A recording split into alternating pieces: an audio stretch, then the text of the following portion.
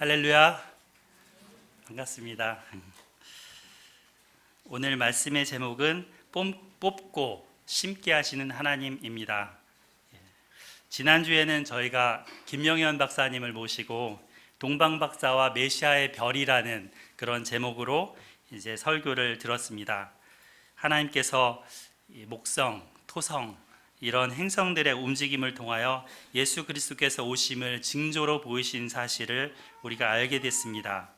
이 별을 보고 온 동방 박사들처럼 이 유진 박사님이 2000번째 예수님의 탄생일에 예루살렘에 가서 이 천송이를 나눠주며 그분께 경배한 이야기도 들었습니다. 주님 태어나심을 새롭게 생각하게 됐고 역사를 새롭게 이끌어 가시는 하나님을 만났습니다. 예수님의 탄생일이 BC 6년, 음력으로는 2월 28일, 양력으로는 5월 14일이라는 것을 깨닫게 됐습니다. 지난 한 주간도 태어나신 예수님께 경배하며 찾아온 동방박사들처럼 주님을 사모하고 또 경배하며 사셨는지요? 오늘은 잠시 대화 설교를 접고 특별히 예레미야 1장을 통하여 함께 은혜 받는 시간을 갖겠습니다. 약 한 달 전 제가 사는 동네가 관악구 봉천동인데요. 낙성대동 이렇게 붙어 있습니다. 거기에 낙성대 공원이라는 곳에서 제2회 도시농업 박람회라는 것이 열렸습니다. 작은 텃밭에 이런저런 작물을 심고 또 키우는 그러한 것들을 시민들에게 홍보하고 또 그런 정보를 나누는 그런 박람회였습니다. 저도 서울시 도시농업위원으로 속해 있어갖고 토요일 주말에 시간을 내서 찾아가서 둘러보았습니다. 근데 참 볼 것도 많고요. 또 많은 작물이 그렇게 많은지 새삼 깨닫게 됐습니다. 사실 직접 자기의 손으로 상추나 고추, 깻잎, 또 여러 가지 배추 이런 것들을 심고 이렇게 먹을 수 있다라는 것은 참 감사한 일이 아닐 수 없습니다.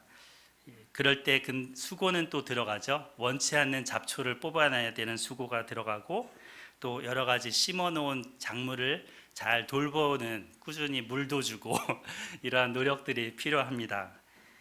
그러면서도 자라나는 것을 이렇게 본 그 즐거움, 행복감, 그리고 그 작물이 잘 자라서 내 식탁에 올 것이라는 기대감, 그런 것으로 열심히 키워갑니다. 하늘의 비와 또 햇볕을 받으며 무럭무럭 자라가기를 소망하는 거죠.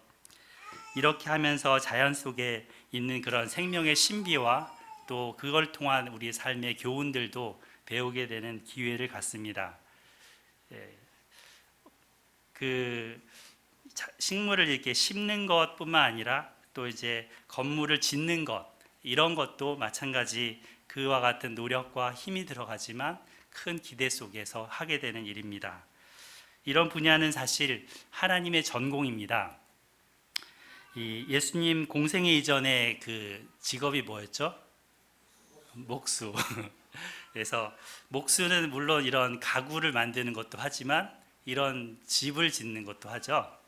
그래서 요한복음 14장에 보면 예수님께서 제자들에게 떠나기 전에 이런 말씀을 하십니다. 내가 너희를 위해서 거쳐 곧 집을 예비하러 간다. 가서 너희를 위하여 집을 예비하면 내가 다시 와서 너희를 내게로 영접해서 나 있는 곳에 너희도 있게 할 것이다. 이렇게 말씀하셨고요. 그 다음 장 15장에 가면 예수님이 뭐라고 하시냐면 내 아버지는 누구다? 바로 안 나오네요. 농부다. 농부다. 그래서 포도나무를 심어서 그 포도 열매를 기대하는 그런 분입니다. 오늘 본문에서는 하나님께서 예레미야를 부르시고 그를 여러 나라와 여러 왕국 위에 세워서 그것들을 이렇게 뽑고 또 파괴하고 또 파멸하면서 넘어뜨리고 그리고 건설하고 심게 한다. 이렇게 심게 한다. 이렇게 말씀을 주셨습니다. 오늘 말씀을 통해서 우리를 사용하여 뽑고 심게 하시는 하나님을 만나기를 바랍니다. 또한 뽑고 심는 사명을 충성되이 감당하는 우리가 되기를 기도합니다. 본문을 살펴보겠습니다. 1장 1절부터 보겠습니다. 같이 읽겠습니다. 시작. 베냐민 땅 아나도스의 제사장들 중 hil기야의 아들 예레미야의 말이라. 저는 이 구절을 읽으면서 다른 선지자들의 글, 다른 선지서의 서두와 좀 다르다라는 것을 보게 되었습니다.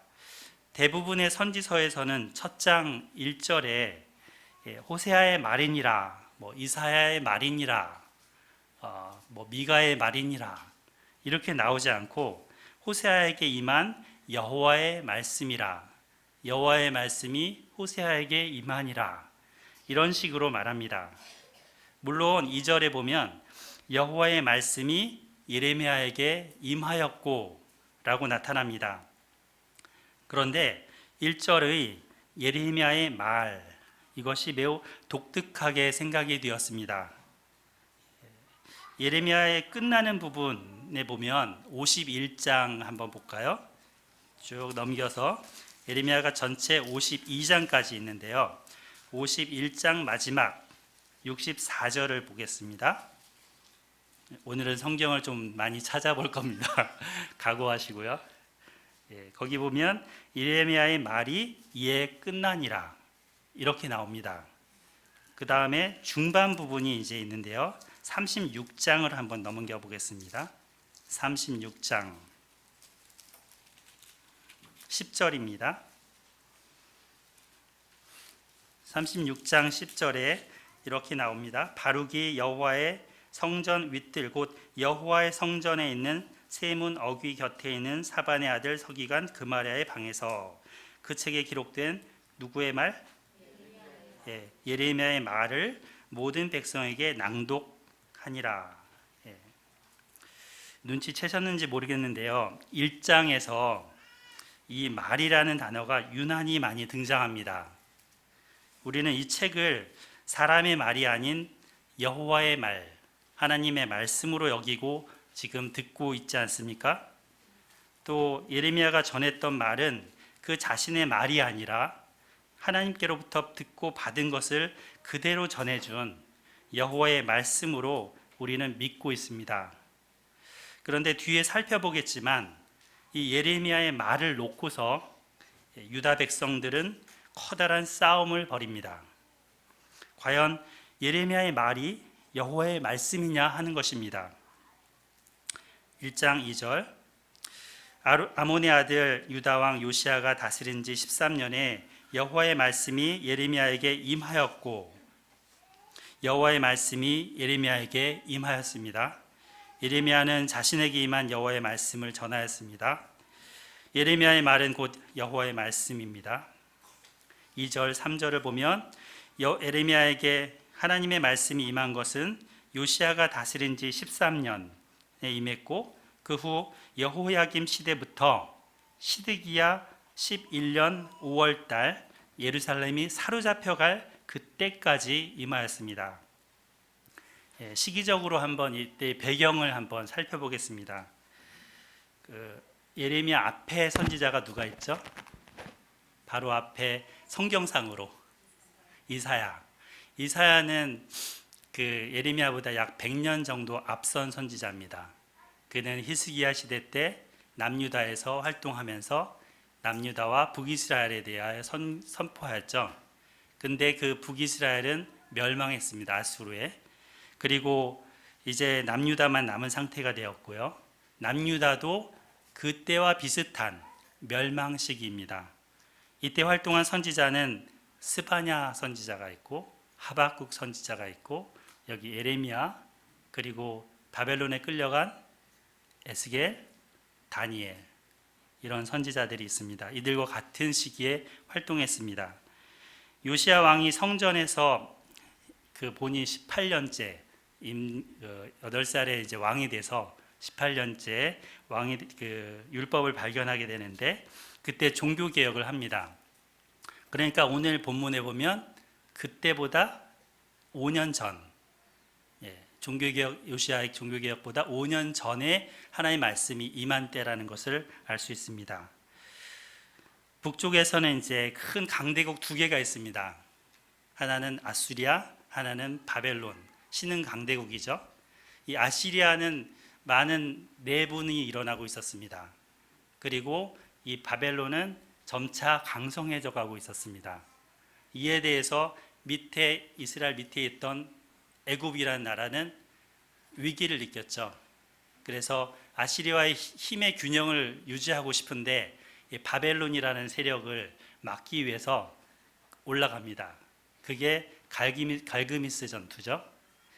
그때 이제 올라가게 되면서 전투를 벌이게 되는데 애굽은 거기서 패배하고 바벨론에 쫓겨 내려오게 되면서 힘이 점차 약화됩니다. 그 사이에 있던 이 남유다는 고래 싸움에 뭐 터진다? 새우등 터진다. 그런 신세 꼴인 거죠. 그래서 위 눈치 보고 아래 눈치 보고 위 한번 보고 아래 한번 보고 왕들도 그 바로드고가 내려오면서 이미 그 왕이 있었죠. 예, 왕이 있었는데 이제 그 왕을 새로 세우죠. 그죠? 엘리야킴을 여호야킴이라는 이름으로 바꾸면서 왕을 세우게 됩니다.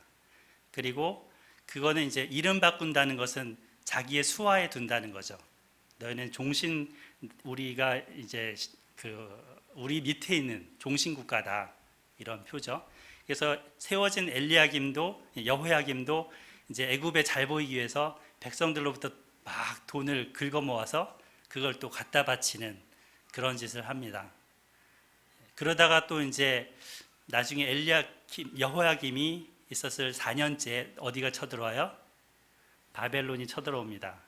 그 바벨론이 쳐들어오면서 이때 이제 그 여호야김 대신에 그 누구죠? 여호야긴, 긴 아들을 세우죠.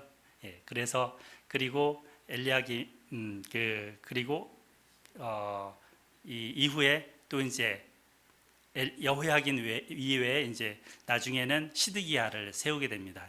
그러니까 바벨론도 자기 밑에 봉신 국가로 이 남유다를 삼고자 했던 거죠.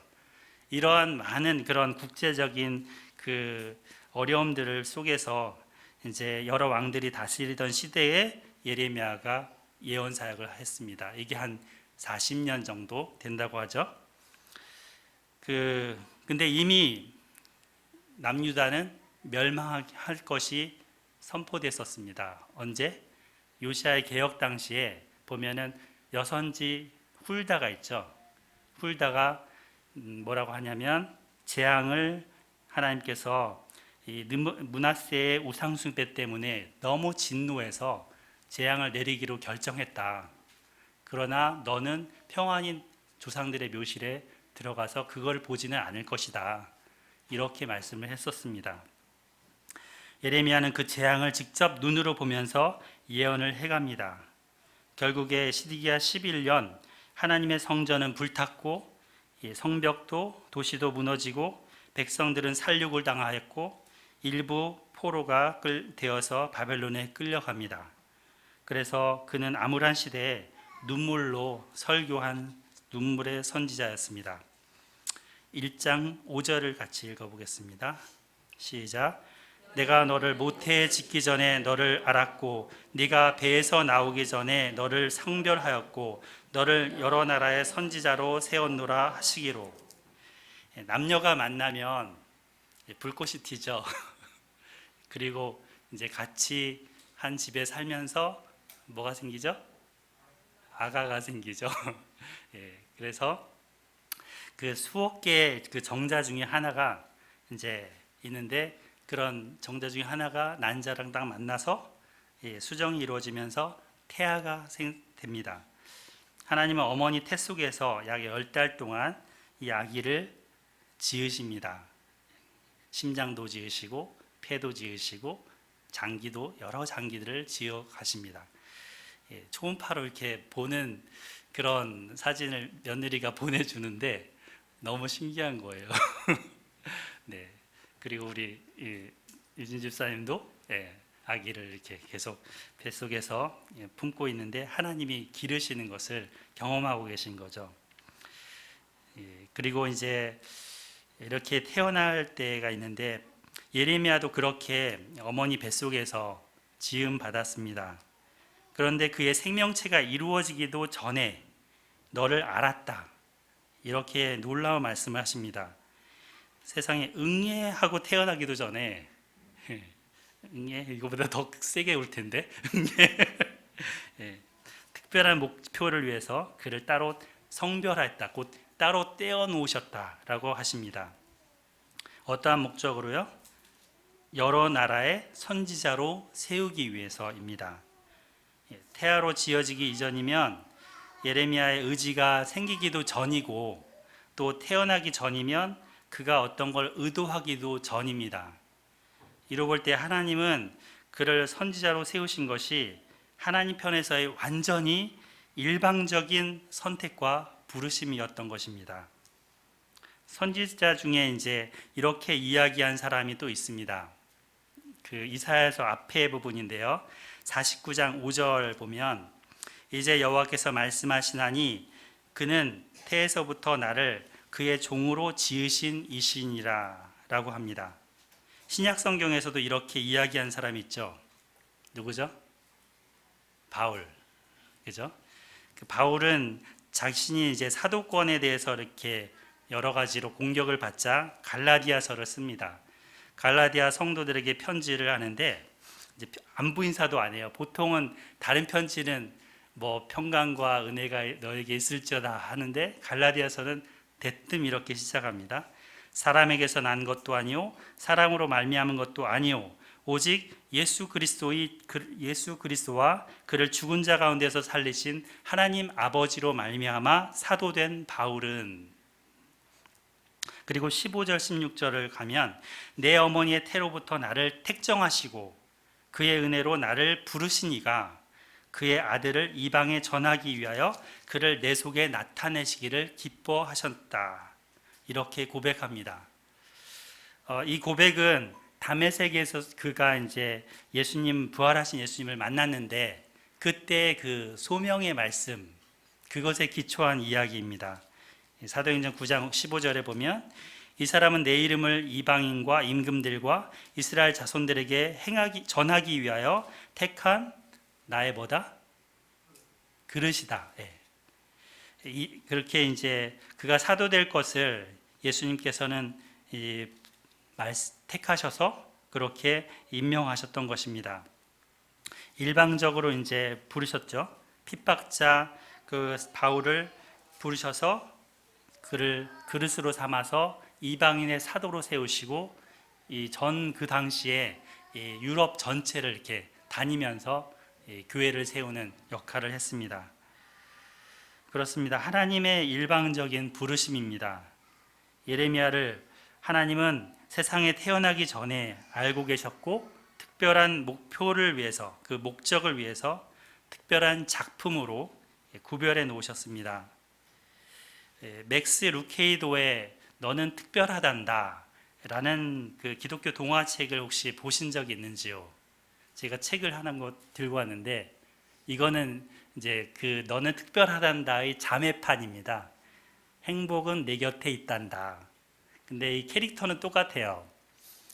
여기가 이제 엘리라는 목수고요.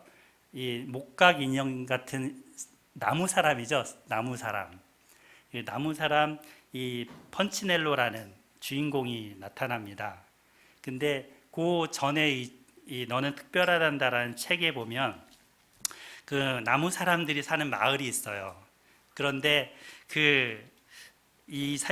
여기에서는 이제 관습이 하나 있는데 그 재주가 많거나 또는 때깔나는 색깔인 나무 인형 거기에는 이렇게 금빛으로 별표를 막 붙여줘요. 그리고 나뭇결이 거칠거나 재주가 없는 그런 나무 인형들한테는 잿빛으로 된 점표를 이렇게 붙여줘요. 이게 많이 붙으면 어떨까요? 꼬질꼬질 더해지겠죠. 펀치넬로는 잿빛 점표가 굉장히 많은 그런 아주 최하층 계급이었던 것입니다. 그러다가 어느 날 금빛 별표, 잿빛 점표 이런 게 하나도 안 붙어 있는 그런 루시아라는 소녀 목각 인형을 만납니다. 굉장히 의문이 생겼습니다. 어떻게 루시아는 아무 점이 없는 걸까? 그런데 이 루시아가 이제 이 목수 엘리를 소개해 줍니다. 그래서 펀치넬로는 이제 목수 엘리를 찾아가서 만나게 되고, 엘리는 자존감이 바닥까지 떨어졌었던 그 펀치넬로에게 위로를 해줍니다. 그리고 하는 말이 이 말입니다. 너는 뭐라고요? 특별하단다. 너는 특별하단다.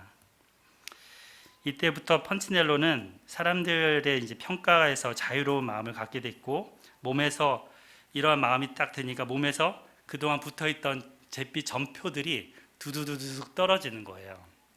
하나씩. 이 동화를 읽으면서 저도 이제 사람들의 평가에 연연하면서 살았었는데, 이제 생각을 바꿀 수 있는 전환을 하게 됐습니다. 나를 특별한 존재로 만드신 분, 나를 성별하신 하나님 안에서 내 존재감을 깨닫게 되었습니다. 예레미야는 목수 엘리야와 같은 하나님의 손 안에서 모태로부터 특별한 존재로 지음받았습니다. 어두운 시대에 하나님의 마음을 이해하고 하나님의 그 말들을 그의 입으로 이렇게 전달하고 하나님의 뜻대로 살아가는 그런 토기로 준비되었습니다. 처음에는 이를 모르고 자랐습니다. 내가 왜 세상에 태어났는지, 나는 무엇을 위해서 살아야 하는지. 아버지가 제사장이니까 그냥 당연히 그 제사장 물려받아서 제사장 하면서 평생을 살아야 되나 보다. 근데 그런 거 있잖아요. 목사 아들 같은 경우, 우리 홍슬기 집사님 잘 알려나? 은근히 반발심도 많고 여러 가지로 방황을 많이 하듯이 예레미야도 그러지 않았을까 싶습니다. 그러다가 지금 하나님의 소명을 받고 있습니다. 이제서야 자신이 무엇을 위해 지음받았고 또 앞으로 무엇을 위해 살아가야 할지를 깨닫게 되었습니다. 여러분은 이런 부르심을 받으셨는지요? 무엇을 위해 내 평생을 바쳐서 살아야 할지 소명을 찾은 사람은 복된 사람입니다. 얼마 전 그 상영한 바울 영화 혹시 보신 분 손 한번 들어보실래요? 그래도 좀 많이 계시네요. 한번 보시기를 추천드립니다. 그 영화에서는 바울이 순교하기 전 로마의 감옥에 갇혀 있는 부분에서 시작이 되는데요. 이제 거기에 누가도 있고 우리가 익숙한 브리스길라, 아굴라 등등 많은 사람들이 나옵니다. 그리고 이제 디모데한테 편지를 마지막 이제 쓰는 그런 부분에서부터 순교하는 부분까지 영화를 다루고 있는데, 그 내용 가운데 이제 바울의 낭독 속에 사도행전 20장 24절 말씀이 나옵니다. 그 부분은 이제 에베소의 장로들한테 밀레도에서 마지막으로 예루살렘에 들어가기 직전에 바울이 만나서 그들에게 한 말이죠. 내가 달려갈 길과 주 예수께 받은 사명 곧 하나님의 은혜의 복음을 증언하는 일을 마치려 하면은 나의 생명조차 조금도 귀한 것으로 여기지 아니하였노라. 내 생명보다 더 소중한 사명이 있습니까? 아니면 사명보다 생명을 더 아끼십니까? 생명, 사명, 계명, 노 목사님이 계속 하시는 말씀이죠. 근데 여기에는 순서가 상당히 중요합니다. 전자보다는 후자가 더 우선입니다.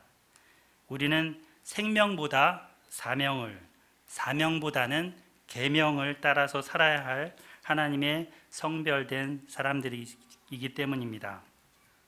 그런 의미에서 첫째, 뽑고 심게 하시는 하나님은 우리를 일방적으로 택하시고 부르셨고 우리는 이에 응답해야 합니다.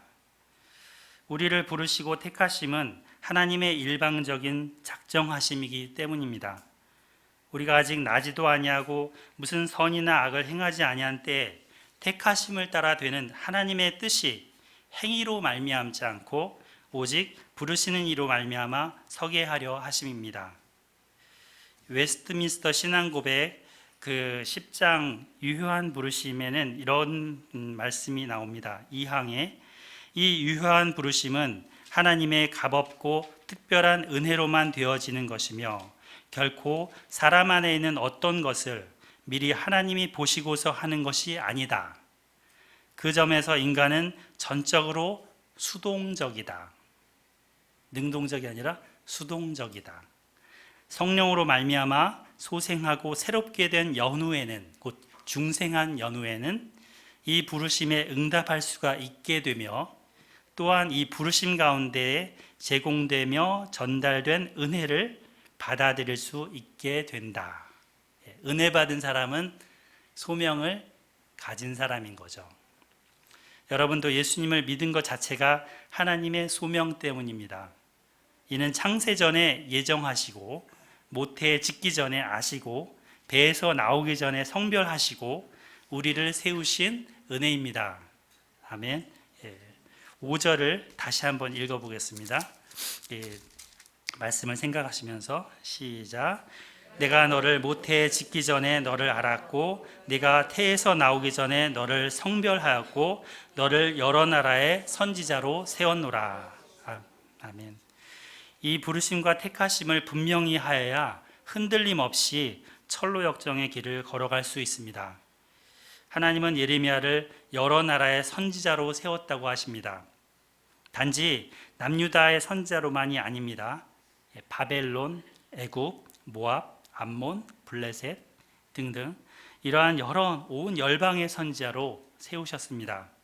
그래서 그가 전한 일은 유다의 죄에 대한 책망만이 아니라 여러 나라에 대한 심판의 말씀도, 구원의 말씀도 담고 있습니다. 이를 예레미야 46장에서 51장에 보면 자세히 다뤄지고 있습니다. 우리나라도 남유다와 비슷한 지정학적인 위치에 있습니다. 위로는 중국, 그리고 북한, 또 아래로는 일본, 그리고 옆으로는 미국, 또 저기 러시아, 여러 유럽들, 이런 나라들의 열강들의 틈바구니 속에서 앞날을 예측하기 어려울 정도로 혼란스럽습니다. 남북은 늘 긴장 관계에 있습니다. 국내는 늘 내분과 갈등으로 충만합니다. 기독교를 비롯한 종교는 새로운 종교개혁이 일어나야 된다는 그런 외침을 듣고 있습니다. 남유다의 마지막 때와 별반 다르지 않습니다. 이 시대에 우리를 이 땅에 태어나게 하신 뜻도 있지 않을까요? 국민교육 헌장처럼 우리는 역사적 그죠? 6절입니다.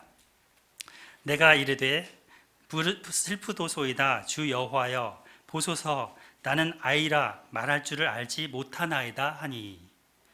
예레미야는 자신이 어린 자, 어린 아이라고 하면서 나는 말할 줄을 모른다 이렇게 반응합니다. 그는 소심한 마음으로 하나님의 부르심을 듣고는 탄식합니다. 여기 슬프도소이다 이게 히브리어는 아하 이렇게 되거든요. 이게 탄식인 거죠. 5절에서 하나님은 너를 알았다 했는데 저는 말할 줄을 알지 못하나이다 라고 받아칩니다. 여러 나라의 선지자라는 직분이면 말을 잘해야 할 것으로 생각했습니다. 지금도 만약에 외국에 보낸다 그러면 선교사로 보낸다. 그럼 첫 번째 드는 생각이 뭐였냐면 그 나라 언어를 할 줄 아느냐 못하냐 이거잖아요. 그래서 바벨론 언어, 애굽어, 모압어 이렇게 등등 생각했을 수 있습니다. 또 한편에서는 이 언어뿐만 아니라 유창한 그런 언변, 능숙한 그 말재치, 상대의 어떤 반대에도 대꾸하고 반박할 수 있는 그러한 말주변 이런 게 필요하다고 생각했습니다. 그러나 나는 그런 화술이 없습니다 라고 했습니다. 마치 모세가 하나님이 그를 택하여 애굽으로 보내시려 하실 때 말하기를 오 주님 나는 본래 말을 잘하지 못하는 자입니다. 주께서 주의 종에게 명령하신 후에도 역시 그러하니 나는 입이 뻣뻣하고 혀가 둔한 자니이다 라고 한 것과 같습니다. 예레미야나 모세의 반응이 저는 충분히 이해가 되고도 공감이 되고도 넘치고도 남습니다. 사실 목사와 교사로서의 삶을 살아가는 길에 들어섰지만 사실 저 또한 말할 줄을 알지 못하는 자, 어린아이와 같은 자라고 자주 고백하곤 하니까요. 말을 할 줄 알지 못하나이다. 모세에게 주셨던 답변이 그런데 무엇이었습니까? 누가 사람의 입을 지었느냐?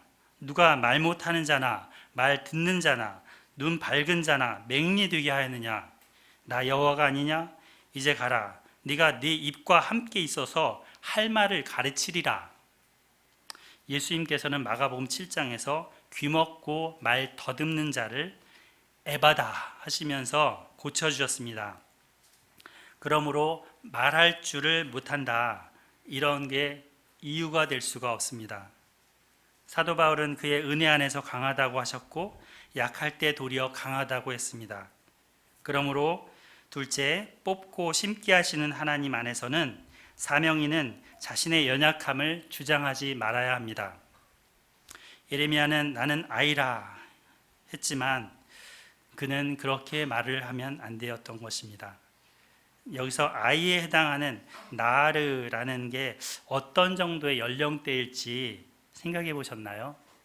현우 목사님 이전 설교를 다시 들어봤더니 목사님은 이제 예레미야가 제사장이고 제사장으로서의 직무가 25세 이상 30세부터 이렇게 되는 것이기 때문에 30세 정도다라고 추정하셨습니다.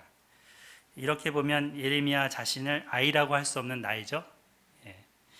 이 단어가 근데 창세기 34장에 보면 야곱이 또 나르라고 사용되고 있습니다. 그때 당시는 라헬을 사랑해서 결혼하고 싶어할 그때 나이입니다. 꽤 나이가 들었을 때입니다. 또 사전을 찾아봐도 홀로 된 결혼할 수 있는 남성 이렇게 나옵니다. 물론 갈대 상자에 눕혔던 아기 모세를 나르라고 하기도 하는데 어린 사무엘을 또 가리켜서 이렇게도 부르기도 하는데요. 하지만 솔로몬이 결혼한 후에 자신을 나르라고 말합니다. 대부분 학자들은 그래서 그의 나이를 최대 높여서 한 25세 정도 봅니다. 근데 칼빈은 아주 어린 나이로 여겼습니다. 견해 차이가 있죠. 실제 나이로만이 아니라 아마도 이제 정신적으로 어린 자로 여긴 것이 아닐까 싶습니다. 저는 지금 50대가 넘었는데 때로 나르 아닌가 이렇게 생각하기도 합니다. 근데 이제 이러한 것들은 아마도 소심함, 주눅듦 이런 마음에서 나오는 거죠. 예레미야 같은 경우 보면 굉장히 하나님 말씀 앞에 딱 이 소명을 들었을 때 심적인 부담을 많이 받은 듯 싶습니다. 그의 이름의 뜻에 대해서도 이제 의견이 분분합니다. 하나님의 이름 중에서 아도나이, 이거를 이제 야훼에서 네 글자로 쓰잖아요. 그 중에 이제 그 요드해 바브해에서 후라는 글자를 가져옵니다. 그리고 높이다 또는 화를 쏘다라는 그 라마라는 단어가 있는데요. 그 라마라는 성읍도 이름이 있죠. 그래서 두 단어가 합친 게 이르메야 후 예레미야 이 이름 뜻입니다. 그래서 이 이름 뜻이 여호와가 높이신다, 여호와가 쏘실 것이다 라는 뜻입니다. 그의 사명과 관련지어서 보면 유다의 죄에 대해서 하나님이 불화살로 예레미야 입으로 쏘신다 이렇게 해석할 수도 있고, 심판하시며 구원하시는 하나님이 일어나신다 라고 할 수 있을 것 같습니다. 남유다는 이제 이러한 그 고래 싸움들 속에 새우젓이 되고 있었는데요. 그들에게 예레미야는 하나님의 언약을 저버렸던 것을 이렇게 돌이키라고 하는 것이 아니라 이제는 끝났다라는 말씀을 종말을 선포합니다. 다윗의 언약에서 다윗의 위가 끊어지지 아니하리라 하셨었는데 이제 다윗의 작은 시인 여호야기는 바벨론의 포로로 끌려가서 남아있는 그런 상태로 예레미야서가 끝을 맺습니다. 하나님의 심으심에 대해서 한번 생각해 보겠습니다. 하나님이 지금 예레미야 당시 이때부터 한참 올라가면 아브라함 때부터 이 민족이 생성됐죠. 아브라함이 어디서 왔죠? 거기가 갈대아 우르입니다. 갈대아 우르에 우상 숭배가 싫고 그래 하나님의 음성을 듣고 쫓아서 왔는데, 하나님은 그 갈대아 우르에서 아브라함을 뽑아내서 가나안 땅에 심으셨습니다. 그리고 그에게 복의 근원이 될 것이고 큰 민족을 이룰 것이라는 약속을 주셨습니다. 그리고 이제 애굽에 내려가서 실제로 큰 민족을 이뤘고, 이제 약 아브라함이 부름받은 게 BC 한 2000년경인데요. 이제 모세 때 한 1400년경, 그때 큰 민족을 이뤄서 데리고 나오시죠. 그래서 요단강을 넘어서 이제 가나안 땅에 심으십니다. 그 민족을. 그리고 이 포도나무와 같은 이 백성이 이제는 공평과 정의와 공의를 이제 이루면서 하나님 나라의 이제 제사장 나라로서 열방을 하나님과 이렇게 짝지어주는 그런 나라가 되기를 기대하고 소망했습니다. 그리고 다윗과 솔로몬 시대 때는 엄청나게 번창을 했고, 주변국들이 이제는 봉신국들이 돼서 조공을 바치는 그런 시대가 되었었습니다. 근데 이제 그 시대가 한 BC 1000년 정도, 960년 이렇게 됐으니까, 그때부터 지금 한 300년이 흘러오면서 급격하게 타락을 하고 우상 숭배가 다른 어떤 나라보다 더 번창한 그러한 우상 공화국이 되었습니다. 하나님도 그들을 더 이상 참을 수 없을 정도가 된 것이지요. 그래서 이 나라를 이제는 뽑아서 다시 아브라함이 왔던 그곳, 아브라함이 갈대아 우르에서 왔는데 그곳으로 다시 옮겨가시는 원점 상태가 되는 역사입니다. 죄는 이렇게 모든 것을 다 허물어뜨리고 원점으로 돌려놓는, 시간을 포함시키면 마이너스죠. 하나님은 이제 그곳에서 다시 남은 자 일부로 새 역사를 시작하시고자 하는 것입니다. 그들을 다시금 이스라엘 가나안 땅에 옮겨 심으셔서 이곳에서 본인의 새 언약을 통하여 하나님의 역사를 이루고자 하는 뜻을 가지고 계십니다. 스스로 아이라 여기고 말할 줄 모른다고 했던 이 작은 예레미야를 선택하셔서 그를 통하여 하나님 자신의 마음을 전달하시고 하나님의 말씀을 전달하려고 하십니다. 뭐라고 하십니까? 1장 7절 8절입니다. 여호와께서 내게 이르시되 너는 아이라 말하지 말고 내가 너를 누구에게 보내든지 너는 가며 내가 네게 무엇을 명령하든지 너는 말할지니라. 너는 그들 때문에 두려워하지 말라. 내가 너와 함께하여 너를 구원하리라. 나 여호와의 말이니라 하시고, 하나님은 아버지가 자녀에게 타이르듯 이렇게 말씀하십니다. 예레미야야, 아이라 말하지 마. 그냥 너는 가면 돼. 그리고 그곳에서 말하면 돼. 그들을 두려워하지 말렴. 내가 너를 구원할게. 내가 너를 보호할게. 내가 너를 도와줄게. 라고 약속하시고 격려하십니다. 이제 그는 하나님이 보내신 이에게는 누구에게든지 가야 합니다. 예레미야도 사실 자기 뜻에 맞는 사람에게만 가곤 했을 것입니다. 이제 그는 하나님이 보내시는 사람이면 구별하지 말고 가려지 말아야 합니다. 친한 사람에게만 가고자 그동안 했었지만 마음에 맞는 이에게만, 그런 사람들만 만나고 싶어 했었지만 이제는 누구에게든지 가야 합니다. 내 말을 받아줄 수 있는 사람에게만 가지 말아야 합니다. 상대방이 듣기 원하는 말만 가려서 하지 말아야 합니다. 뽑고 심게 하시는 하나님의 소명을 가진 자는 누구에게든지 가며 무슨 명령이든지 말해야 합니다. 전하라는 것은 심부름꾼이잖아요. 말 전해주는 심부름꾼. 그러니까 그것을 시킨 사람의 말을 가감하지 말고 제대로 그 내용을 잘 전달해 주는데 목표가 있습니다. 이거를 자기가 플러스 마이너스 막 해갖고 전하게 되면 전하는 분의 메시지가 훼손될 수가 있겠죠. 하나님의 종은 자신이 받은 말씀을 취사 선택할 권한이 없습니다. 들은 대로 전해야 합니다. 이에서 빼고 가르치거나 더하여 가르치는 자는 천국에서 지극히 작은 자라 일컬음을 받을 것이다 하셨습니다. 심지어는 계시록 22장 마지막에 보면 거룩한 성에 들어가지 못한다 라고 경고도 하십니다. 들을 대상을 가려서도 안 됩니다. 남녀노소, 빈부귀천, 인종, 계급, 연령 가리지 말아야 합니다. 누구에게든지 가서 하나님이 주신 모든 말씀을 전해야 합니다. 부활하신 예수님은 승천하시기 전 제자들에게 이러한 지상 명령을 주셨습니다.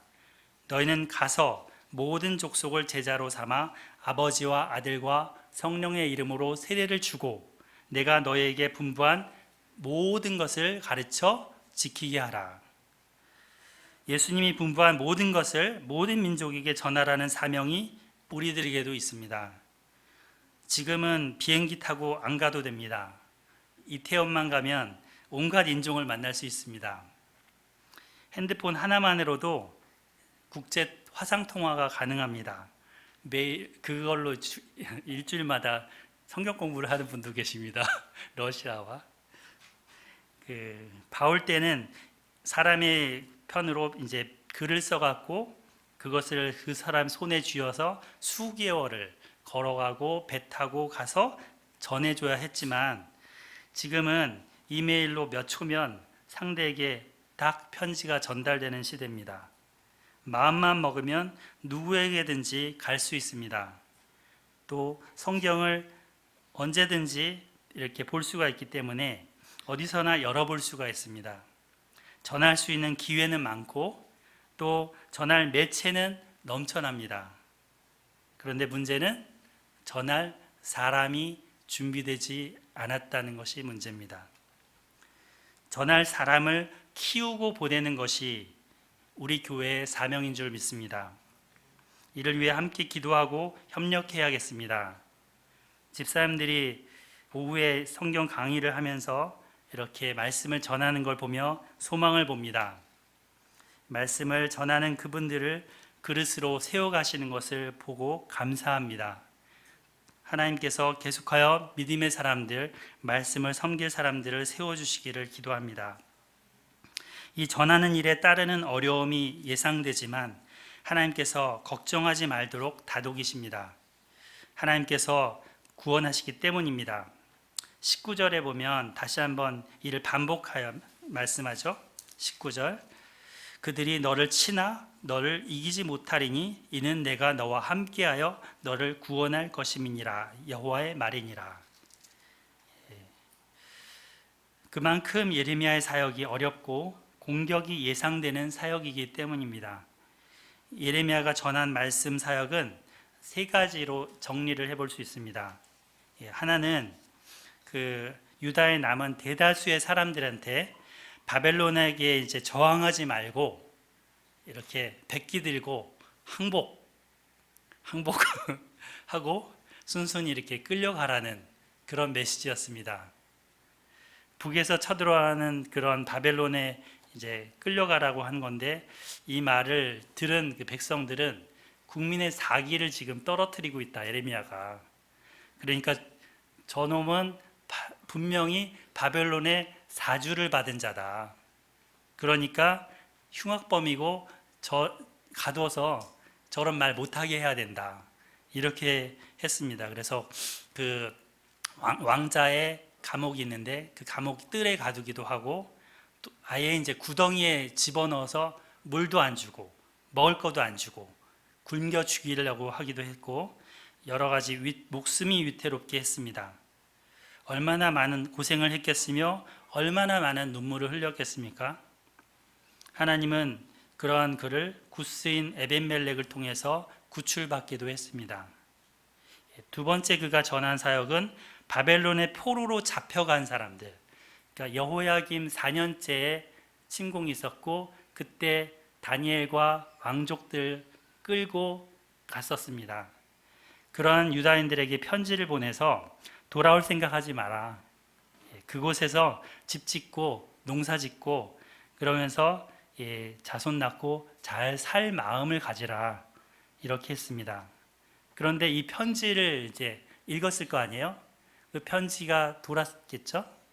이에 대해서 거짓 선자들은 예레미야를 고발하면서 본국에다 매일 또 편지를 보냅니다. 그럼 예레미야를 가만두고 있는 니네 뭐 하는 거냐 지금. 이런 편지가 여기까지 오기에 만들고 있다 하면서 권력자들을 압박했습니다. 그때 이제 하나님은 그를 피신케 도우십니다. 세 번째, 그는 이제 주변의 9개 이방 나라들에게 특히 바벨론 하기까지 임할 심판을 선포했습니다. 이러한 세 가지 그가 전한 말씀 사역이 있었습니다. 1장 9절입니다. 1장 9절을 같이 읽어보겠습니다. 시작. 여호와께서 그의 손을 내밀어 내 입에 대시며 여호와께서 내게 이르시되 보라 내가 내 말을 내 입에 두었노라. 하나님께서 그의 손을 딱 뻗어서 딱 대는 거예요, 입에다가. 예. 너는 아이라 말하지 말고 이렇게 하신 것도 있고, 하나님이 가진 본인의 말씀을 입에다가 넣어주시는 거죠. 예. 그래서 그 전달을 해주시는 거죠. 내가 내 말을 따바르를 내 입에 두었다. 예. 선지자들 대부분을 보면 공통적으로 이렇게 신체 부위들 중에서 강조가 되는 부분이 있어요. 어디죠? 입입니다. 입. 예. 그래서 하나님께서 그의 손을 내밀어 입에 대신 것처럼 에스겔도 그의 입에 두루마기를 먹으라 그랬죠. 예. 그리고 또 아까 읽었던 이사야 49장에 보면 선지자 그 하나님의 종의 입을 날카로운 화살 같게 하시고, 그죠? 그리고 칼 같게 하셨다, 이런 말씀도 나오고요. 그래서 그 하나님의 말씀을 그는 받아 먹고 그 말씀을 그 안에서 새겼습니다. 그랬더니 그의 마음에 기쁨과 마음에 즐거움이 있었다라고 15장 16절을 보면 그런 고백을 하고 있어요. 셋째, 우리도 그 뽑고 심게 하시는 하나님 안에서 말씀을 받아 먹어야 합니다. 최근에 언어 공부에 대해서 이제 배우면서 그 영어 같은 경우 보면 쉐도잉이라는 걸 하죠. 이렇게 따라하는 거. 그래서 아주 유창하게 말하는 그 뭐 영화 자막을 보지 않고 이렇게 배우들의 말을 그대로 따라해 보라. 그러면 그 여러 가지 외국인의 발음과 억양과 또 인토네이션, 액센트 이런 거를 그대로 살려서 나도 이제 그거를 익숙하게 배울 수 있다, 이런 걸 합니다. 그리고 그 제가 즐겨보는 이제 유튜브 성경 암송 동영상이 하나 있는데요. 쉬운 성경 암송 이렇게 하는 이제 박종식 목사님이 하는 게 있어요. 그거는 성경 한 구절을 이렇게 그 아주 기호화해서 한 다음에 계속 반복시킵니다. 그래서 그 목사님 하시는 거를 따라하다 보면 어느새 나도 그 말씀을 외웠어요. 그래서 암송하게 되고 그렇게 배우고 따라하게 됩니다. 입에 배고 마음에 심겨지고 내용이 더 명확하게 이제 깨달아지는 거죠. 아이들이 말을 배워갈 때도 엄마의 말을 따라합니다. 그죠? 엄마들 많으시니까 아시겠죠? 아이의 말투가 그 부모의 말투를 그대로 본받게 됩니다. 사투를 하면 사투를 하는 거죠. 똑같이. 이처럼 하나님은 그 손으로 예레미야 입에 대시면서 하나님의 말씀, 하나님의 말의 내용을 예레미야 입에 두셨습니다. 하나님의 마음까지도 그의 마음에 담아주셨습니다. 그래서 하나님의 마음을 알고 하나님의 마음을 하나님의 마음으로 하나님의 말씀을 전하도록 하십니다. 이제 그는 자신의 생각이나 지식이 아니라 하나님의 말씀을 전달하는 선지자, 대변인으로 세워졌습니다. 사람들이 하나님의 뜻을 물으면 그는 하나님께 나아가서 물었습니다. 하나님이 말씀을 주시면 이를 가감없이 전했습니다. 그러니까 그 나중에 포로로 다 끌려간 다음에 유다 백성들이 남유다에 남았었잖아요. 그들이 예레미야한테 와서 묻거든요. 당신이 주시는 하나님 말씀대로 우리가 지키고 행하겠다고. 그래서 약 3일 후에 예레미야가 하나님 말씀 받은 것을 그들에게 전해줍니다. 그러니까 그들이 딱 물었을 때 자기 생각을 전한 게 아니죠. 하나님께 나아가서 들었고 다시 그것을 받아서 그대로 전합니다. 근데 그들이 안 듣습니다. 처음에 맹세한 대로 하지 않고 예레미야와 바룩을 끌고 다바네스라는 애굽의 지역까지 끌고 내려가죠. 결국 그들은 바벨론의 칼에 죽고 맙니다. 이처럼 이제 그는 자신의 생각이 아니라 하나님의 말씀을 전하게 되는데요. 기도하면서 끊임없이 묻고 듣고 전했던 것입니다. 그래서 이걸 볼 때 예레미야서는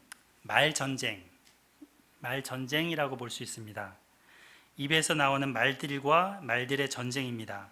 선지자가 전하는 그 말이 하나님의 말씀이냐 아니냐를 놓고 다툽니다. 너무나도 격렬해서 피 터지고 목숨까지도 내놓게 됩니다. 이제 그 바벨론에 항복하고 포로로 끌려가라 그렇게 했는데 그 거짓 선지자 하나냐 같은 경우는 2년 내에 지금 끌려간 포로들이 돌아올 거다 이렇게 선언을 합니다. 예레미야는 70년이 지나야 돌아온다. 하나냐는 아니다. 2년 내에 돌아온다. 어떤 말이 듣기 좋아요? 2년 내에 돌아오는 게 좋아요. 백성들은 이거를 택합니다.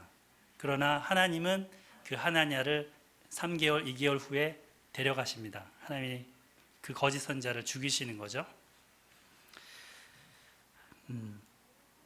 싸우는 두 당사자 외에도 그 말을 듣는 자들도 어느 쪽에 서는가에 따라 생명을 택할 수도 있고 심판의 죽음을 당할 수도 있습니다. 선지자들이 하나님께서 주신 그 계시를 전달하는 역할을 해야 했는데 예레미야 당시 자기 마음에서 나온 말을 하는 그런 거짓 선자들이 너무나도 많았습니다. 그리고 예레미야의 말도 자기들이 하는 것처럼 자기 마음에서 나온 말인데 그가 스스로 이건 하나님의 말씀이야, 여호와의 말씀이야 라고 한다고 또 비난했습니다. 예레미야의 말이 과연 여호와의 말씀이라고 여긴 사람들은 당대에 이를 받아 적은 누가 있냐면 바룩 한 사람이 있는 거죠. 아무도 없었습니다. 모두가 그를 거짓 선자요 바벨론의 첩자 같은 민족 반역자로 여겼습니다. 심지어는 아나돗의 고향 선지 사람들도 그를 죽이겠다고 협박했습니다. 예레미야가 전한 말을 여호와의 말씀으로 여기지 않았기 때문입니다. 그가 지어낸 말, 그가 생각해낸 말, 그가 자의적으로 하고 싶은 말이라고 여겼던 것입니다. 선지자가 아니라 선지자 노릇하고 있다고 여겼습니다. 목사가 아니라 목사 노릇하고 있다고 여기는 거죠. 그래서 그를 책망해야 한다고 합니다. 개인이 말이나 글로 자기 생각을 발표하는 것을 언론이라고 합니다. 우리 사회에는 수많은 언론들이 있습니다. 여러 가지 가르침의 말들이 그 언론을 통해서 우리는 귀에 들어옵니다. 심지어는 이단들도 성경을 들고 자기들이 한 말이 아니라 하나님의 말씀이라 하면서 유혹을 합니다. 각자의 주장이 다르고 의견이 다릅니다. 정보의 바다, 정보의 홍수라고 하는데 너무나 많은 말들이 무성한데 어떤 것을 택해야 할지 혼란스럽습니다. 매일 말을 하고 말을 듣고 살아갑니다. 늘 접하는 TV, 신문, 인터넷, 그러한 책들, 이야기하는 사람들의 말들, 이런 것들을 다 수용해야 할까요? 우리는 취사 선택해야 하는 입장입니다. 입에서 나오는 내 말이 상대방에게 영향을 주듯이 그 말도 나에게 영향력이 있기 때문입니다. 말에는 뭐가 있다? 힘이 있다. 그래서 거짓말에도 힘이 있고 진실에도 힘이 있습니다. 그래서 다섯째, 우리는 말의 힘을 알고 그 말이 하나님의 말씀인지 분별해야 합니다. 무엇이 마귀의 말인지, 무엇이 사람의 말인지, 무엇이 하나님의 말인지 분별하고 구분해서 택해야 합니다. 첫사람 아담과 하와는 사단의 말을 받아들이고 거기에 넘어갔습니다. 그 무익한 거짓말을 의존하는 그런 사람들이 아니라 우리는 하나님의 말씀을 받아들여야 합니다. 그런데 예레미야 시대 사람들은 자기 귀에 듣기 좋은 말을 택하고 거슬리는 말을 거부했습니다. 그 말이 진실인지 거짓인지는 별로 상관이 아니었어요. 그 말이 듣기 좋은지, 내 유익이 되는지, 내 이익거리가 되는지, 그게 선택의 조건이었습니다. 그래서 거짓 선지자들이 평강하다, 잘 되고 있다, 격려하면서 위로하는 그 거칠애를 이렇게 하는 그런 말들만 받아들였습니다. 또 거짓 선지자들도 적절한 유머와 말솜씨로 백성들에게 전했습니다. 솔로몬 성전에서 제사 드리고 그래서 그 백성들은 거기서는 하나님을 예배하는 것 같았는데 딱 교회당 바깥을 나가면 바알에게 분향하고 이렇게 다른 신을 또 섬겼습니다. 여호와의 성전이 있으니 우리는 안전하다, 평안하다 하면서 거짓 평안을 외쳤습니다. 길과 행위는 인애와 공의와 자비를 버리고 폭정과 탈선과 간음을 행하면서 성전이 있으니 괜찮다고 했습니다. 그들의 삶은 죄로 얼룩져서 엉망진창인데 이제 예배당에 나와 헌금하고 예배드렸으니 나는 구원받은 거 아니냐라는 식과 비슷했습니다. 자기 귀에 듣기 좋은 말만 따랐기 때문입니다. 거짓 목자들은 하나님이 보내지 아니하였고 명령하거나 이르지 아니하였는데 거짓 계시와 점술과 헛된 것과 자기 마음의 거짓으로 예언했는데 그 말에 속았습니다. 또 뿐만 아니라 이스라엘 지도자들, 악한 그런 왕들도 양떼 드린 백성들로부터 뜯어내는 데만 혈안이 됐습니다.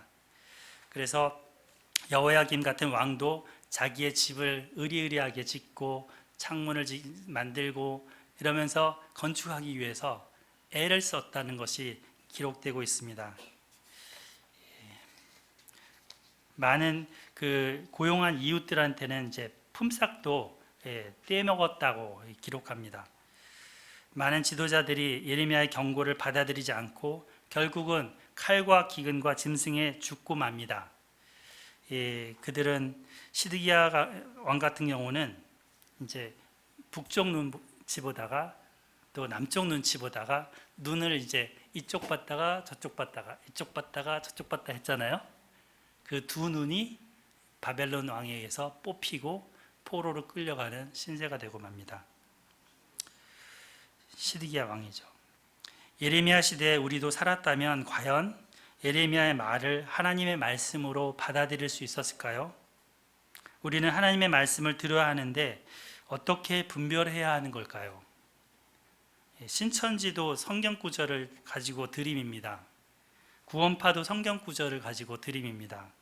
교묘하게 여기저기 성경을 찾아보면서 하나님이 이렇게 말했다고 하면서 유혹을 합니다. 이번 이제 6월 달에 총신대 이제 강도사 고시가 있었습니다. 한 그 800명 정도가 응시를 했는데요. 76%인가 합격했다고 해요. 근데 딱 이제 그 시험 볼 때 필답고사도 있지만 면접이 있습니다. 근데 면접을 굉장히 강조를 했답니다. 한 3시간, 한 사람당 3시간 이상 봤는데 그룹 토의를 시키고요. 근데 이제 물론 이제 이런 목회자의 자질이나 역량, 신앙의 어떤 상태 이런 걸 점검하기 위한 거였죠. 근데 이제 이단인지 아닌지 이거를 분별하려고 어떤 면접관은 이만희 그 XS 이러면서 이제 욕해보라고 그런 그 면접관이 질문도 했다고 합니다. 예. 그만큼 이제 총신을 나왔고 그런 걸 했음에도 불구하고 그런 자들이 또 섞여 있을 수 있다라는 생각을 갖고 있는 거죠. 이만큼 이제 오늘날 예레미야 시대만큼 거짓 선자들이 판을 치고 있기 때문에 분별하기 어려움이 많습니다. 많은 교인들이 모인다고 그 설교 강단에서 전달되는 말이 하나님의 말씀이라고 할 수는 없습니다.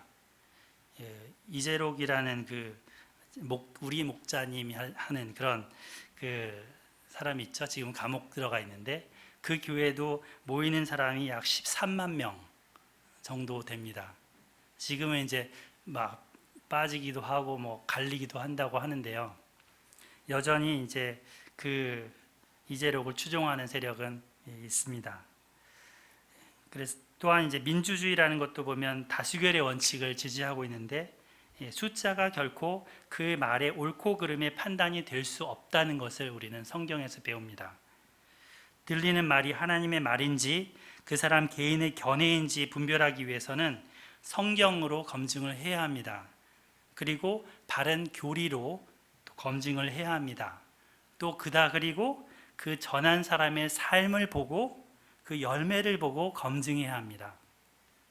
선지자의 경우는 그 말한 바의 성취를 보아야 합니다. 예레미야는 하나님이 하실 일을 전했습니다. 하나님의 스피커가 돼서 하나님의 마음을 전하고 하나님의 뜻을 전달했습니다.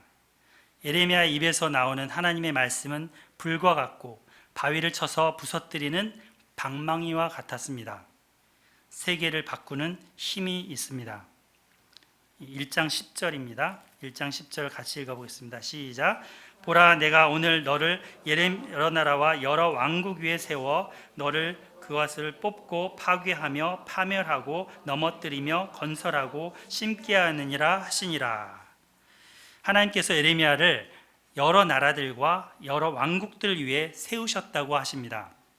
5절에서 여러 나라의 선지자로 세웠다 하셨는데 여기서도 여러 나라와 여러 왕국 위에 세웠다 하십니다. 하나님은 유대인만의 신이 아니고 모든 민족과 나라를 주관하는 신이기 때문입니다. 그분은 인류의 흥망성쇠를 쥐고 계십니다. 여러 나라는 하나님의 다스림 안에 있습니다. 출애굽기 19장 5절 구약의 축이 되는 말씀에서 이렇게 말하죠.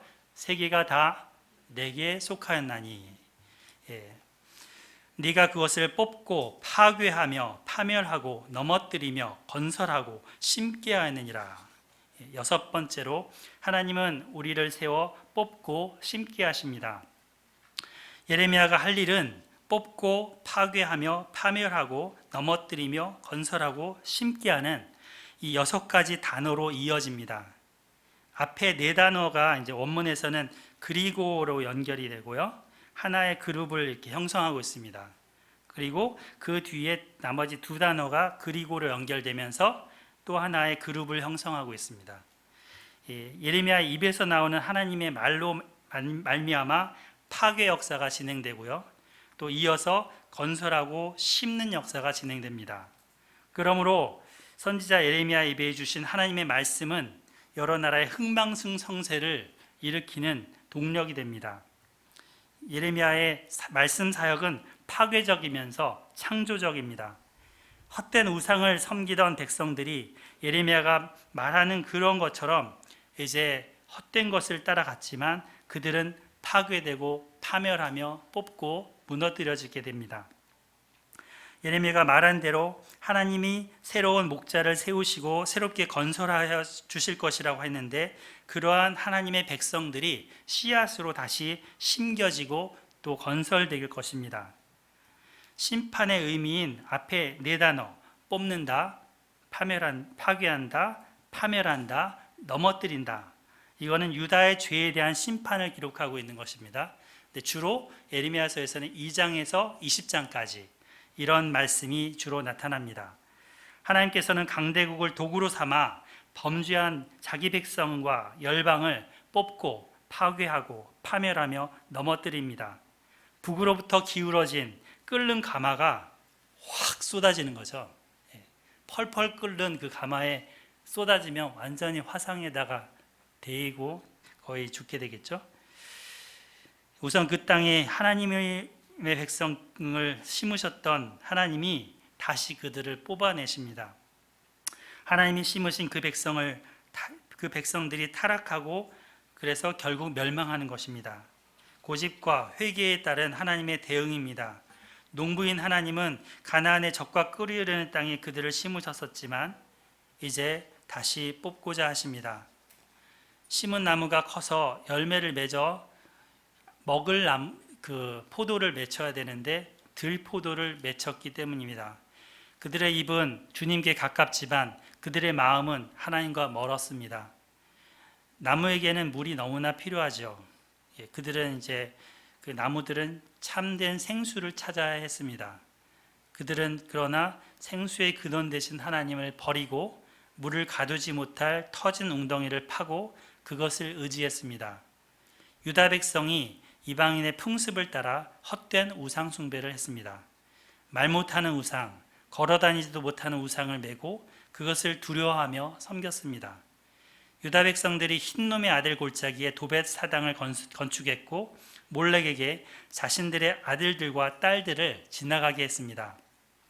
지난주에 사사기 강의를 들었던 분은 아실 텐데 조진호 집사님께서 그 시대의 성적 타락으로 인해 생긴 사생아들이 몰록의 뜨거운 그 이렇게 벌린 팔에다가 그 아기를 얹어서 인신제사를 드렸다고 하는 걸 들었습니다. 멸망할 것을 따라감으로 같이 멸망합니다. 결국 자기 욕구를 충족시키기 위한 우상숭배는 유다의 파멸을 가져오게 되었습니다. 하나님과 언약을 배반한 것으로 말미암아 좋은 땅은 황무지가 됐고 그 모든 성읍이 하나님 앞에서 맹렬한 진노 앞에 무너졌습니다. 하나님의 노염과 분을 이제 받아서 그들은 멀리 옮겨지게 된 것입니다.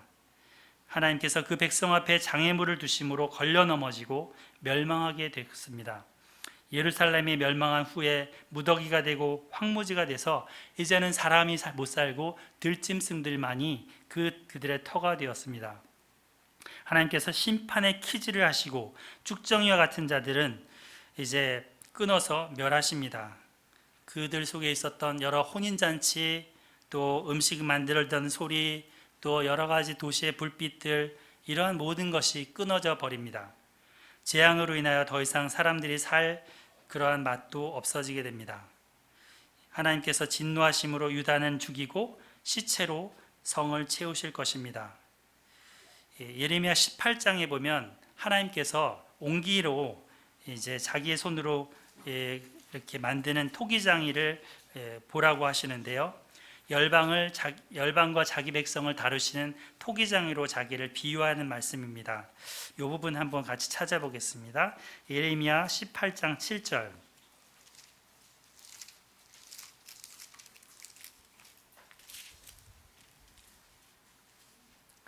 네, 같이 읽어보겠습니다. 7절 8절 시작. 내가 어느 민족이나 국가를 뽑거나 붙이거나 멸하려 할 때에 만일 내가 말한 그 민족이 그의 악에서 돌이키면 내가 그에게 내리기로 생각하였던 재앙이 내하여 뜻을 돌이키겠고.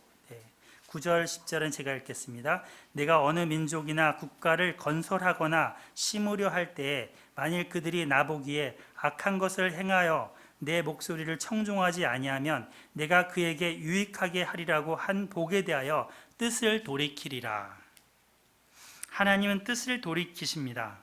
하나님의 계획은 인생들의 고집과 회개와 맞물려서 시행됩니다. 예루살렘 멸망 이후 하나님께서 예레미야 입을 통하여 그 땅의 남은 백성들을 불러서 그 애굽으로 가지 말라고 권면하셨었다고 했죠. 그러면 이제 더 이상 재난이 없을 거라고 했는데 그 부분에도 이렇게 말씀을 하고 있습니다. 너희가 이 땅에 눌러 앉아 산다면 내가 너희를 세우고 헐지 아니하며 너희를 심고 뽑지 아니하리니 이는 내가 너희에게 내린 재난에 대하여 뜻을 돌이킴이라. 여기도 그 6가지 단어의 표현이 나오죠. 그러나 그들은 불순종과 고집으로 이제 내려가서 결국 죽게 됐습니다. 그 바벨론에 대한 열방에 대한 심판에서도 이러한 말씀이 나옵니다. 유다를 치고 그 포로로 끌려갔던 그런 열방에 대한 하나님의 보복에 대한 말씀이 나옵니다. 그들은 단지 하나님의 칼자루였을 뿐인데 이제 분수를 모르고 교만해서 결국 그 대가를 치르는 거죠. 거기서도 멸하신다, 끊으신다, 파멸한다 이런 말씀이 줄줄이 나옵니다. 반면에 이제 그럼 이 심으시고 세우신다는 말씀은 어디 나올까요? 주로 예레미야 30장에서 33장까지가 요 새 언약에 대한 말씀입니다. 구원의 말씀들이 나오는 부분인데 여기에 그런 약속이 많이 나옵니다. 하나님은 그 뽑아내었던 백성 가운데 남은 자를 다시 심고자 하셨던 것이죠. 약 4,600명 정도가 바벨론에 이제 잠시 옮겨 심겨집니다. 그리고 70년 차서 다시 그곳에서 뽑아내서 본토 가나안 땅에 다시 옮겨지죠. 24장 6절을 보면 내가 그들을 돌아보아 좋게 하여 다시 이 땅으로 인도하여 세우고 헐지 아니하고 심고 뽑지 아니하리라 하십니다. 백성들이 돌아온 후에는 다시는 뽑히지 않고 전복되지 않는다는 거죠. 하나님은 이제 남은 자를 회복시키시는데 이렇게 해서 회복시키실 때 여호야김 왕 같은 경우는 다윗의 그 줄기에 하나의 씨앗으로 남아있는 사람입니다. 그래서 마태복음 족보에 보면 바벨론으로 이거할 때 여고냐와 그의 형제들이 바벨론을 이거할 때 이런 말씀이 나오죠. 그 여고냐가 그 여기 여호야긴이고요. 그 거기에서 스알디엘 그 사람이 스알디엘을 낳고 스룹바벨을 낳고 스룹바벨 때 귀환을 하게 되는 것이죠. 거기에서 예수님이 이제 나오시는 겁니다. 30장 18절을 보면 내가 야곱 장막의 포로들을 돌아오게 할 것이고 그 거처들의 사랑을 베풀 것이라. 성읍은 그 폐허가 된 언덕 위에 건축될 것이요 그 보루는 규정에 따라 사람이 살게 되리라 했습니다. 이제 성읍이 다시 재건되고 사람들이 살만한 거리가 형성됩니다. 고레스 칙령에 따라서 스룹바벨과 함께 귀환해서 역사적으로 이것이 성취됐습니다. 학계 스가랴 선지자들의 동료 속에 성전이 재건됐고 에스라 느헤미야의 지도를 받으면서 성벽 성읍이 재건됐습니다. 포로에서 귀환해서 하나님의 도를 배우고 하나님의 이름으로 맹세하는 자들을 하나님께서 세워주십니다. 이스라엘을 다시 세우시고 즐겁게 또 다시 춤추게 하십니다. 사마리아 산에 포도나무를 심고 다시 그 열매를 따실 것이라고 31장 5절에 보면 나옵니다. 31장 28절 요 구절이 되게 중요한데요. 이 구절도 한번 찾아보겠습니다. 같이 31장 28절 같이 한번 읽어보겠습니다. 시작. 깨어서 그들을 뿌리 뽑으며 무너뜨리며 전복하며 멸망시키며 괴롭게 하였던 것과 같이 내가 깨어서 그들을 세우며 심으리라. 네, 말씀이라. 아멘. 이 구절은 예레미야 1장 10절 나왔던 그 단어들 6개 단어가 모두 나오는 구절입니다. 세우며 심으리라. 심판과 재앙의 말씀이 진행되다가 그 얻어맞게 됐던 그런 이스라엘에게 이 얼마나 이제 소망스러운 말씀입니까? 하나님은 70년 차서 이제 사람의 씨와 짐승의 씨를 이스라엘 집과 유다 집에 뿌리시겠다 하십니다. 31장 그 밑에 31절을 보면 새 언약을 맺겠다는 말씀이 나오죠. 이 언약은 시내산 언약과 달리 시내산 언약은 그 행위 언약이죠. 그런데 이 언약은 이 이스라엘 백성들이 일방적으로 깨뜨렸고 그래서 하나님이 다시 새 언약을 은혜 언약으로 주십니다. 그것은 하나님의 법을 그들의 속에 두며 그들의 마음에 기록하겠다는 언약입니다. 이 새 언약의 성취 때에는 하나님의 성이 예루살렘 여호와를 위하여 건축될 것입니다. 하나님께서 기쁨으로 그들에게 복을 주시고 마음과 정성을 다해 그 땅에 심으실 것입니다. 또한 하나님께서 북이스라엘의 포로도 돌아오게 하셔서 처음처럼 세우실 것입니다. 회복되어서 세워지고 심겨지는 이 새 언약은 예수 그리스도로 말미암아 성취가 되었습니다. 예수님께서는 자신의 피로 세우는 새 언약이다 이렇게 말씀하시며 떡과 잔을 제자들과 나누셨습니다.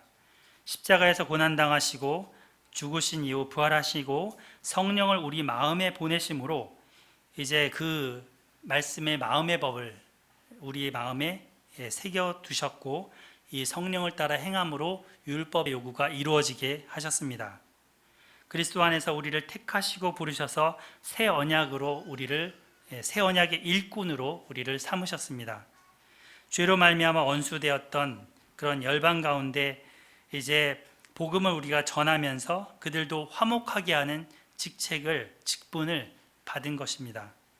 이 소명 가운데 이 사명을 따라 살아가는 우리가 되기를 기도합니다. 뒷부분은 이제 11장부터 19절, 거기에는 살구나무 환상과 또 하나 끓는 가마 환상과 함께 예레미야가 받게 될 여러 가지 위험으로부터 그를 보호하겠다는 약속의 말씀을 보여주십니다.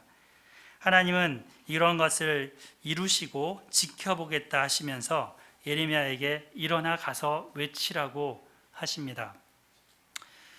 이 하나님의 말씀을 그는 이제 가서 2장부터 보면은 전하는 부분으로 이어지게 됩니다. 하나님의 사명을 감당했던 그 예레미야는 이제 전쟁 시에 적군이 쳐들어와도 끄떡하지 않는 그러한 성읍처럼, 쇠기둥처럼, 견고한 성벽처럼 되었습니다. 하나님은 그의 종을 무장시키시고 보내십니다. 공격하는 자들은 온 땅, 유다 백성들, 또 왕들, 지도자들, 제사장들, 그 온 백성들인데 예레미야가 전하는 말에 대해서 호의적이지 않았습니다. 그리고 공격했습니다. 그러나 그들로부터 어떠한 공격을 받아도 예레미야는 끄떡하지 않습니다. 그리고 그의 생명은 보존됩니다. 이기지 못할 것은 하나님이 그와 함께 하시기 때문입니다. 이 사명을 수행하며 예레미야는 울기도 많이 울었습니다. 그는 끌려서 도살하러 가는 순한 어린 양과 같으므로 예레미야를 해하려고 꾀하기를 이제 우리를 말았는데 이제 11장 19절에 이런 말씀이 있습니다. 그는 끌려서 도살당하러 가는 순한 어린 양과 같으므로 그들이 예레미야를 해하려고 꾀하기를 우리가 그의 나무와 그 열매를 함께 박멸하자 그를 살아있는 자의 땅에서 끊어서 그의 이름이 다시 기억되지 못하게 하자 하였습니다. 마치 예수님과 같은 생애와 비슷하죠. 그래서 예레미야는 이렇게 말합니다. 어찌하여 내 머리는 물이 되고 내 눈은 눈물 근원이 될고 죽임을 당한 딸 내 백성을 위하여 주야로 울리로다. 너는 예루살렘을 향하여 울라, 이 말씀을 예수님도 하셨죠. 우리도 예레미야처럼 이 시대를 위해서 울며 기도해야겠습니다. 예레미야가 이렇게 울었던 것은 하나님의 눈에 있는 눈물을 보았기 때문입니다. 하나님이 그 땅에 심으셨던 그 나무, 포도나무가 이제는 뽑히고 무너지고 사라지게 되는 것을 보게 되면서 그는 두렵고 떨리며 울었습니다. 그 백성들이 당할 그 상처와 아픔들을 보고 울었습니다. 그럼에도 그곳에 의인 한 사람이 없다는 것으로 인하여 울었습니다. 5장 1절 너는 예루살렘 거리로 빨리 다니며 그 넓은 거리에서 찾아보고 알라.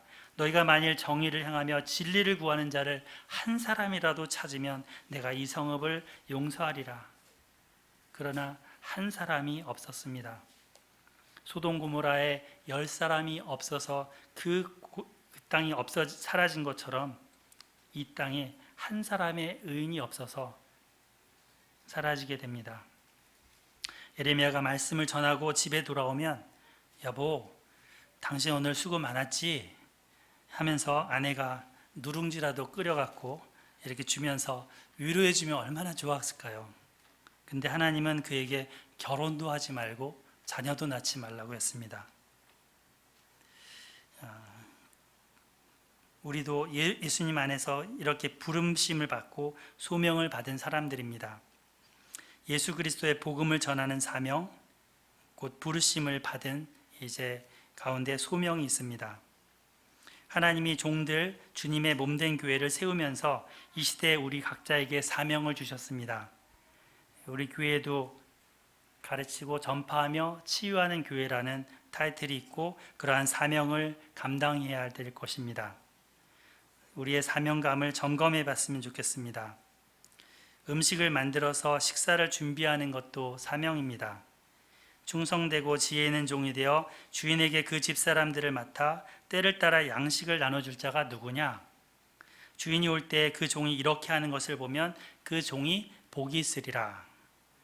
말씀을 전파할 사명도 있고 말씀을 듣고 기록하는 그런 바루크 같은 사명도 있고 또 말씀 사역자를 돕고 기도하는 사명도 있습니다.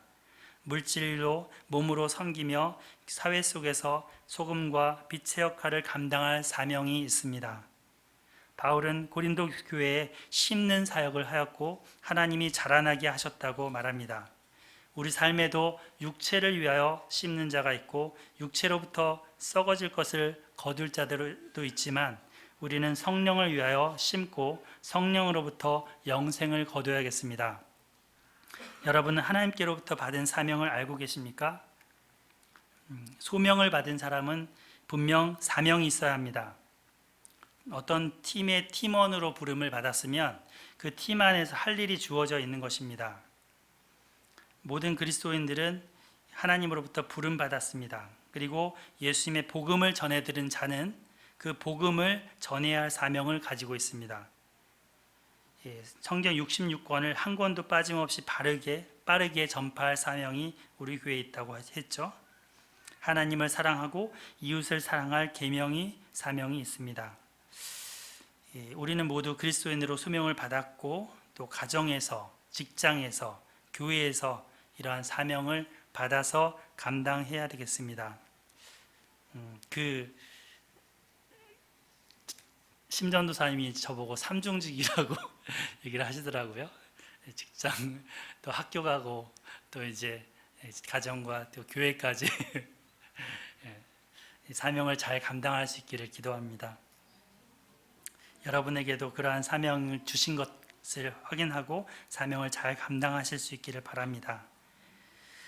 때로는 벅차고 눈물이 흐르기도 하고 때로는 원통한 마음이 들기도 할 수도 있지만 그때마다 하나님께서 함께 하시고 하나님께서 구원하시기를 기도합니다. 사람들은 몰라줘도 나를 지으신 하나님, 나를 특별한 존재로 너는 특별하단다 이렇게 말씀하신 하나님께로 나아가기를 기도합니다. 그리고 우리를 구원하실 하나님을 이제 경험하기를 기도합니다. 결론을 맺겠습니다. 첫째, 뽑고 심게 하시는 하나님은 우리를 일방적으로 택하시고 부르셨습니다. 우리 이에 응답해야 되겠습니다. 둘째, 뽑고 심게 하시는 하나님 안에서 사명인은 나의 연약함을 주장하지 말아야 하겠습니다. 셋째, 뽑고 심게 하시는 하나님의 소명을 가진 자는 누구에게든지 가며 무슨 명령이든지 말해야 되겠습니다. 넷째, 뽑고 심게 하시는 하나님 안에서 말씀을 받아 먹어야 되겠습니다. 그리고 뽑고 심게 하시는 하나님 안에서 하나님의 말씀을 분별해야 되겠습니다. 무엇보다 뽑고 심게 하시는 하나님 안에서 사명을 잘 감당할 수 있어야 되겠습니다. 이를 놓고 기도하겠습니다. 우선 나를 모태에서 짓기 전에 태에서 나오기 전에 성별하여 세우신 하나님, 내게 소명과 사명을 주신 하나님 감사합니다. 감사드렸으면 좋겠습니다. 둘째, 나의 연약함을 주장하면서 하나님이 주신 소명을 거부하였던 것을, 그 사명을 거부하였던 것을 회개하는 기도를 드리겠습니다. 셋째, 하나님이 주신 그 말씀을 잘 받아먹게 해주시고 여러 말들을 분별하는 삶을 살면서 말씀 전파의 사명을 감당하게 해달라고 기도하겠습니다. 뽑고 심으시는 하나님을 잘 배우고 따라갈 수 있게 해달라고 기도하는 시간 갖겠습니다. 기도하겠습니다. 고마우신 하나님.